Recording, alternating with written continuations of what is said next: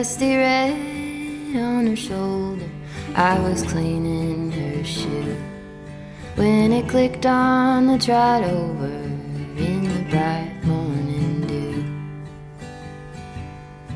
We brushed and we braided dandelions and chewed.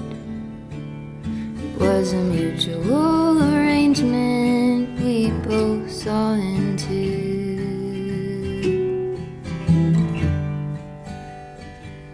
But can she walk in the fire? Can she run in the rain? Can she make it up the mountainside? Can she make it down again? I have often wondered if she'll go and jump the fence. Will she keep on moving onward or stay in what could have been?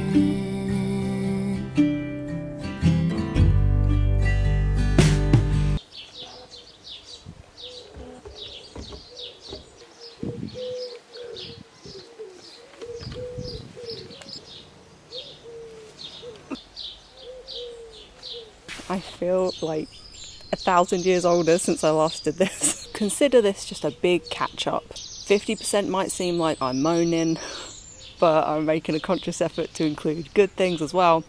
Oh, first things first. Yeah, my Instagram was deleted. I didn't delete it. I still keep getting people asking me about this. So this happened like in May, I think, or April. I think my account is just gone for good. I've made a new account.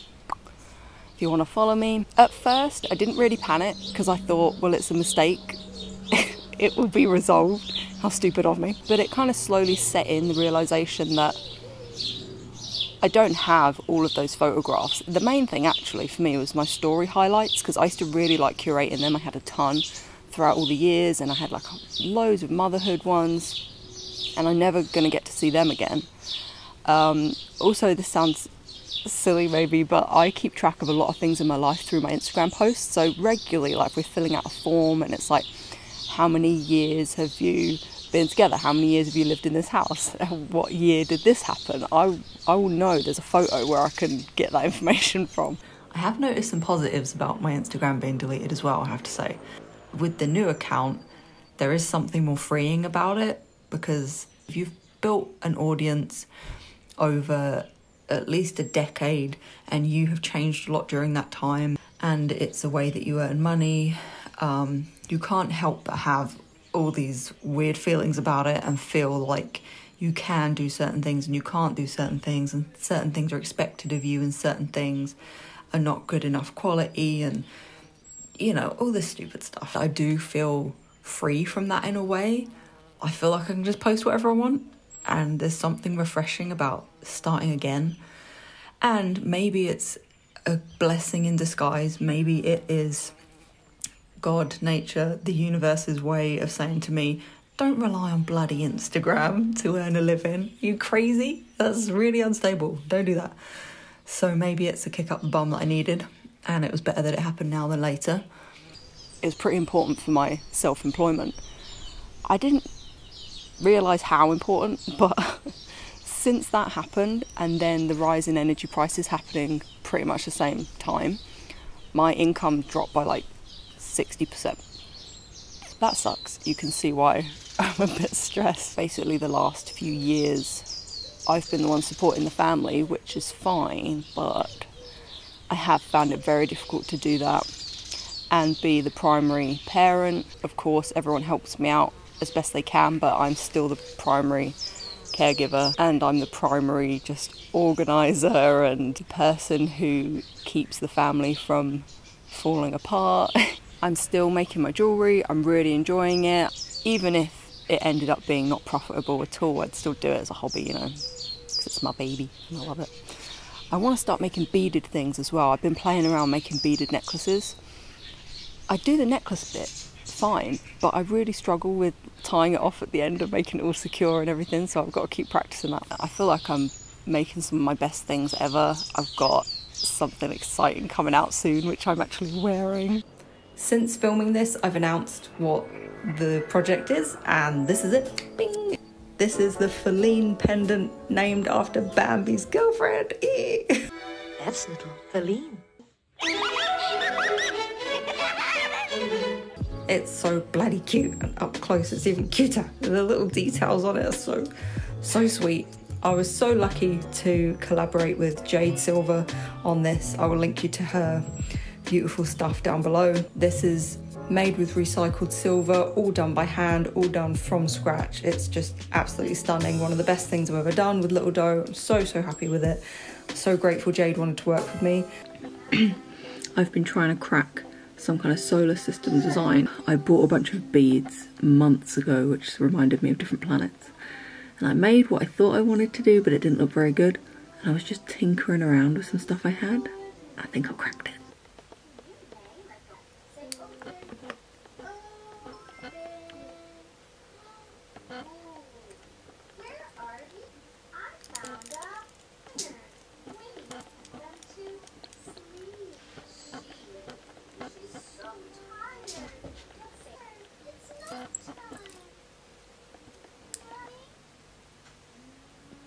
So this, but in a few different colour schemes. Life at home has been very up and down. I love my home. We've lived there about 7 years now, and before that we shortly lived in another 2 places. When you first move out, unless you've got money and you can afford it, you don't tend to immediately have your home in a way that really reflects, you know, your style and your soul and your spirit and the things that make you happy. It's something you have to gradually build towards while you're using whatever your parents give you and the cheapest stuff and secondhand stuff. I say that most of my house is still secondhand, but now it's the secondhand things that I want, not just that I had to have. I feel like it took me like 5 years maybe to get my home to a point where I'm like, this feels like my home. I feel like this is me exploded and splattered all over the walls. But due to a bunch of stuff that's been happening lately, I don't really feel comfortable in my home. I'm at my mum's at the minute and I'm spending a lot more time here. This is kind of my getaway, my escape. So if you follow my new Instagram account, you will have seen some of this. I can't like gossip about all of this because there is an ongoing police thing going on, but we're having an issue with a neighbour. When I was little, something happened involving someone breaking into our house. I developed this fear of home intruders, and I remember when I was a kid I used to sleep with my hands in my ears, flat as I could, with a blanket over my head, because I used to think, well, if they come in they won't see me. It's not that bad now, but this whole thing has really like reignited that. But I love my home, so that's very sad. But you know, in between the horrendous anxiety, we still have amazing times where we manage to forget about it all. I've been doing a lot of photography lately. I'm really enjoying it. I flip a lot between being very confident and wanting to take on everything, and then thinking, I'm terrible, I need to stop taking people's photographs. I scammed them by letting them see the best of my photos and all the rest of them are rubbish. I don't know how many people that book me, pardon me, found me through like YouTube and watching my videos and stuff and social media. And I never like to ask. It's not like very polite, is it, to be like, so were you a fan? Some of them I know because they'll tell me that they watch my videos, but some people I don't. And again, this plays into my imposter syndrome. Like in the back of my mind, I'm like, 100% of them booked me because they saw my video and I scammed them. But I'm really enjoying it, and I think I'm getting better. I tried some fairy photos lately. I was really worried that it might come out looking like a sort of cheap fancy dress, but I think I did a good job.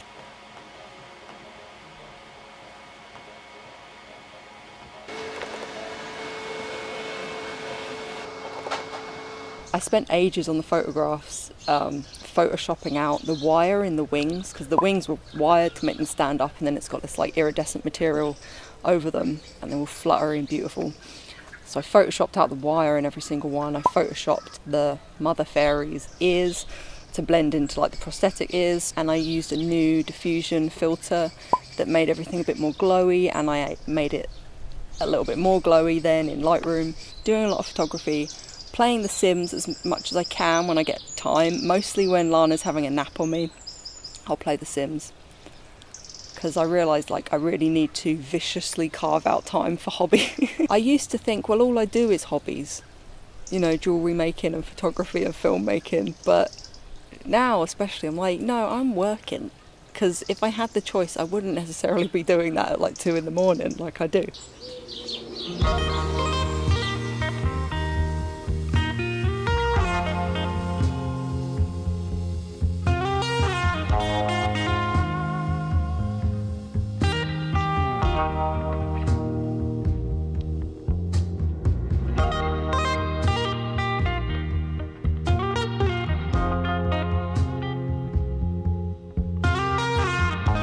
Lana was 2 on May 30th, so she's coming up 2 years and 2 months. The only word she currently says is bubbles. Sometimes little babbles of dada and things, but I don't think they're intentional. She was saying nana a couple of weeks ago, but that's stopped now. We are under assessment for possible autism. Her latest assessment showed improvement in lots of other areas of communication other than the actual speech. She's not a fan of talking. Lana ended up in A&E a couple of weeks ago, and it was a really, really awful experience, as it often is when you end up in A&E. I mean, you ain't there for a laugh, are you? I cut out this bit where I went really in depth with the story of what happened in A&E, because there was a lot of and even some,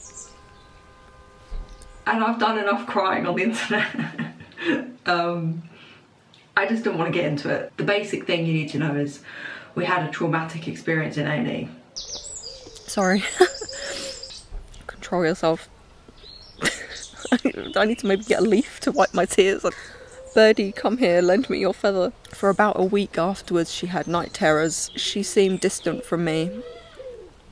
I thought she might stop breastfeeding at that point. I think I'm going to write to them, not to complain, but just to sort of explain how that whole experience could have been better. Sorry, I knew I was going to cry when I talked about that. Of course, I wish I had sort of said something and said, I'm not really happy with this, you know, how this is all being done. Could we sort of do it a bit of a different way? But I didn't feel like I could say anything.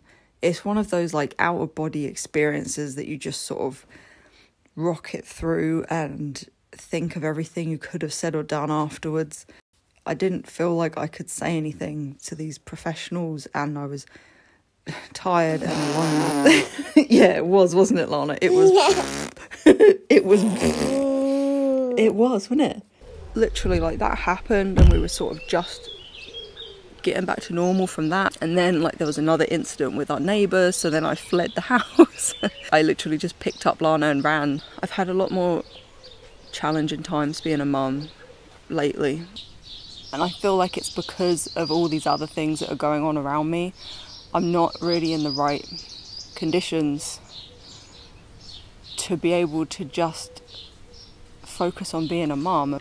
I planned to be pregnant again by now. I planned to be pregnant a long time ago, but life had other plans. I'm a believer in that there's no perfect time, but there's definitely like a bad time.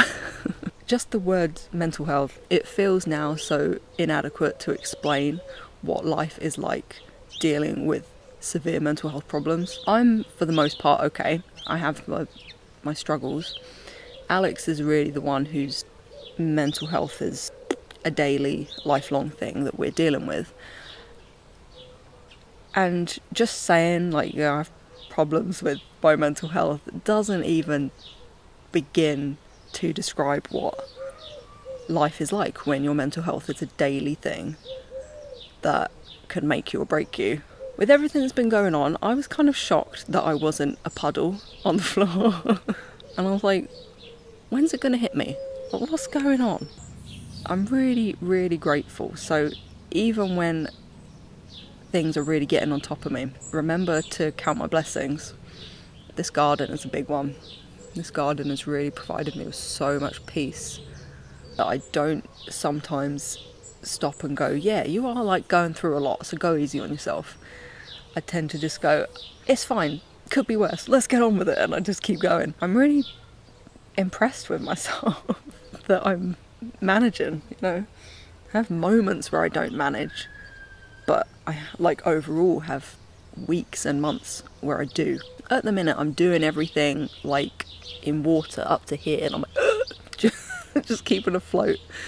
But I trust that one day I'll be able to breathe a bit more. Right now it's just an intense time, and I've got to keep going, I've got to keep paddling, because if I don't, no one's going to.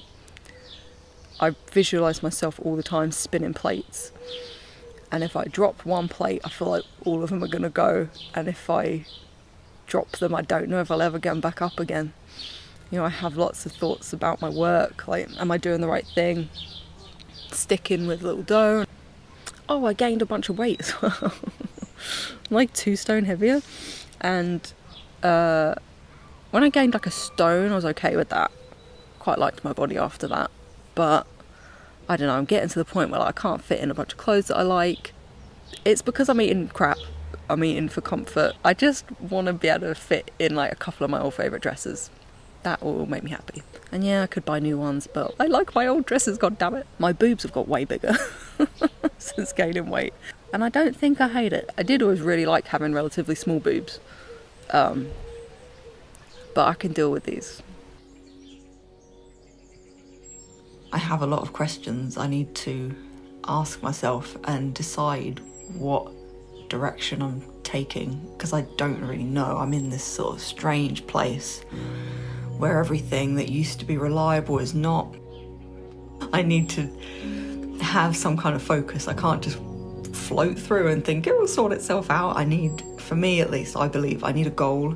I need something to aim towards and something to run away from. I need a goal and I need a worst nightmare. My worst nightmare is way easier. I'm going to read to you a little bit of a blog post I posted on my Patreon, which I think summed it up well. Alex and I already had mental health, money, work and family stresses piling up, and then unfortunately a situation with our home took a turn for the worse. Trying to run a business and parent a toddler under these circumstances is tough, but being able to create things even during unsettled times always keeps me trucking on and gives me focus. I don't necessarily believe everything happens for a reason in the way that people often use that phrase, but I do believe the bad situations channel us towards changes which otherwise may not have happened, and sometimes we will look back and be grateful for the opportunity that a difficult period opened up to us. I'm choosing to go into every day with this mindset, the mindset that I'm on a changing path right now, and it's scary, but in many years' time I will look back and see that it was the beginning of something better. Okay, I'm going to be off now. Thank you so much for listening. I'll try and make another video soon. I really want to. Thank you so much for still being here, if you're here. Sorry I'm a bit crap, and I'll speak to you soon. Bye. Can she walk in the fire? Can she run in the rain? Can she make it up the mountainside? Can she make it down again? I have often wondered if she'll go and jump the fence. Will she keep on moving onward or stay in what could have been? Will she keep on moving onward or stay in